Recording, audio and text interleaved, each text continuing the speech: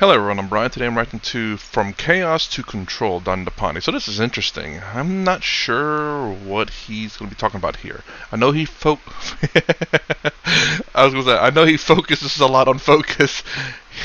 This is said focus twice, it made me laugh. Anyways, I know he talks a lot about focus. Meditation is his thing. Focus, specifically, which I do believe through meditation. I'm not exactly sure. But so from chaos to control, which sounds like focus, and so let's hear what he has to say about from chaos to control. Our minds are like a dog sometimes. I used to live in New York City for many years, and often I would see people walking their dogs on the sidewalks in the Oh, it's all evenings over the place. and the mornings. But Chaos.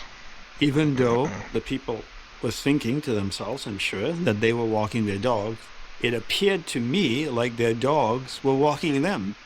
Because almost always I saw the dog pulling the owner left, right, and center, and all over the place. And the owner spent most of the time pulling or tugging on the leash to pull the dog out of a trash can, bush, sidewalk, some food on the ground, poop on the ground that it might be smelling, another dog that it might be sniffing. But this was it. Our mind is no different. Our awareness, as you might have heard me talk, that our awareness moves within the mind. Our awareness sometimes is like a dog as well. If we have an untrained dog, then that's what we do when we walk the dog. We're constantly tugging the dog back, telling the dog to not bury its head in something we don't want it to be buried. An untrained awareness is no different. Interesting. Here he at least in my perspective, from thinking a little bit like an Advaita Vedantan, a little bit. The awareness here he talks about is the mind. So just in case anyone out there, I don't know what particular follower he is. I think Buddhist, a type of Buddhism maybe. I'm not sure. But again, interesting here. So, and the reason I'm bringing this up is because I don't know if there's a lot of purists out there or just some people who may not understand. I always try to listen to people and try to see how they speak. So, Acharya Prashant being one person who there is consciousness and then there is pure consciousness. So consciousness and from at least from I understand from the one video that he said is essentially ego. Over here, awareness, in terms of Swami Sarvapriyananda, awareness and consciousness are essentially the same. Because consciousness is essentially awareness. It's what makes us conscious of things or aware of things. They're interchangeable. But here, awareness seems to be the mind. Or, I don't know, at least the ego would be an appropriate term for that too. I'm not sure. Ego we could, but I think the mind more so. Is there a difference between the mind and the ego? Every time the phone beeps, awareness goes to it. Here's a noise over there, awareness looks over there. Here's a voice over here, awareness looks over here. And this happens all day long. Something or someone is always calling at and tugging at an untrained awareness. And most people who are so distracted, their awareness is like an untrained dog. It's constantly being pulled all over the place. Now, a trained dog is very different. I remember many years ago going to the Virgin Islands, and I met a gentleman there who worked for the FBI, and he was in the canine unit, and he had a German Shepherd who was trained. And talk about a well-trained dog. When he walked, this dog would stay the right amount of distance away from him. A cat could run in front of the dog, a rabbit could jump in front of the dog, and the dog would not do anything until its owner gave it instructions. And I remember going to this man's house, and he placed a bowl of food down on the floor, and the dog sat there and looked at the food and didn't even eat it until the owner gave instructions for the dog that it was okay for the dog to have that meal. I'll say I did that with my dog too, although I never really let my dog wait too long. But I will say my dog would just drooling quite a bit. I was like, okay, go ahead. Because you don't want him to just bum rush the food while placing it down. So you have to tell your dog needs to wait. Let me put the food down. Let me get out the way so you can eat. But he's like, I wonder if I wonder if the cop's dog was doing that. Mind you, it takes. I don't know how long it honestly takes to train a dog, but it does take quite a bit of time to train that dog. But then again, I guess that's kind of the point about training our minds is the fact that it takes a lot of time to train the mind not to just be looking everywhere. That is a trained dog. Now we can train our awareness the same way as well. When we can train our awareness to be like that canine dog. So our awareness is always engaged in who and what we want it to be engaged in. It's not running all over the place. We're not chasing it all over the place. We're not always bringing our awareness back to where we want it to be. Our awareness stays engaged in who and what it is engaged with. So, for example, if I'm having a conversation with you, my awareness, my dog, my awareness is engaged with you. It doesn't go over that, doesn't go over that while I'm talking to you. It's completely engaged with you. That is a trained awareness. And by learning about awareness in the mind and learning how to focus, not only learning how to focus, but learning to practice focusing, which is really the control of awareness. Focus is the art of controlling and directing awareness in the mind. By learning to do that and practicing doing that, you get better and better at it. And then life becomes less exhausting because taking an untrained dog for a walk is extremely exhausting. But taking a trained dog for a walk is much more a pleasant experience. So learn to train your awareness so that it becomes obedient and you're able to keep it on one thing at a time or one person at a time until you choose to move it to something else.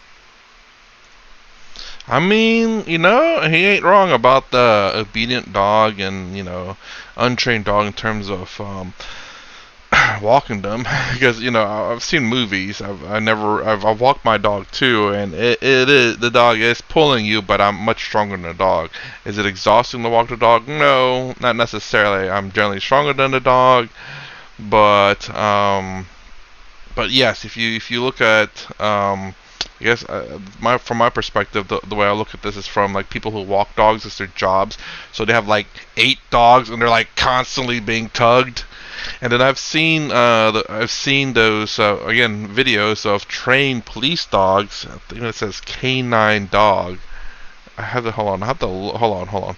Okay, so I just had to look up what canine is. Canine, I know it's a dog, but kind of, I guess I never really associate it as a trained dog, like police dog and military dogs, a canine. I don't know why. I mean, I didn't really look up why it's called canine specifically, but it was saying canine dog, which is in my mind at the time was saying dog dog. But more specifically, I guess a trained dog. So when you say canine, you specifically say a trained dog, whether it's military or the police. So, anyways, yeah, I've seen trained dogs in YouTube. I don't know if I've seen in real life, but where the dog would literally just be like less than a foot away from you. So it just sits there. But I'm sorry, in my mind, they did some things where they had a guard dog, and what they did is they had food. And no matter I wonder if no matter how well trained a dog is, that a food would be the absolute best distraction. Because I think they had a guard dog and they anyway, sorry, going way off topic here. It's just how my mind works. From my past experiences, I always try to think of everything possible. Is my mind wandering like a wonder dog? No, not necessarily. It's more like a trained untrained dog. And what I mean by this is that yes, it wanders a lot, but it has an intention to find information. So when he says canine dog, my mind went dog dog. It's like, why are you saying dog dog, essentially? But when I looked at the definition, canine is specifically a dog that's been trained in the military or police. So he's saying military dog or police dog dog. So I'm not all the way wrong. And then about how the dog would When a cat goes by or something goes by, the dog would sit there. But if then my mind went to that one video that I watched where the dog was this a guard dog, trained dog, mind you. I can't remember how well trained it is. I think it is pretty well trained. I think it is a police dog, so a canine. Was distracted by, I believe, a steak. So no matter how well trained the dog is, there are still certain distractions. I guess let me roll it back to the video. There may still be certain distractions that your mind will still be distracted by no matter how well trained it is. It's just our instincts. So it's not to say that oh, then we should forget about it. It's just understand that if you somewhat fail, it is still you're still human. You're going to have some failures out there, and don't beat yourself up over it. Just be mindful of the distraction of that steak going by the dog. But yes, to be mindful of the distractions so that you're not susceptible to it. But it does make me wonder if that dog's fed. Would it still fall for the steak? Probably. Because it seems like the dog is almost always hungry, and they're never, generally speaking, they feed them enough so they don't get fat. So a lot of dogs probably can still eat more. So even though a dog has been just recently fed, it probably still will fall for the steak. So take that into consideration when you're training your mind, that even though you trained your mind and that you have tried to release the distraction, there may still be a distraction out there that will still distract you. A lot of word distractions on that one. So anyways, this is what I wanted to say. Let's try to make this announcement. I do want to stream sometime. I just need to find a time when most people are on. So I'm going to post a video on one of these days, so please be aware of it. It's going to be, I don't know what I'm going to title it. Please watch, viewers watch, stream, or something like that. Just trying to get an understanding of what's the best time for people. I need to find out how to collect this data so that I think I'm gonna do it on a video. That way I can look at just the comments on that specific video. So don't answer here.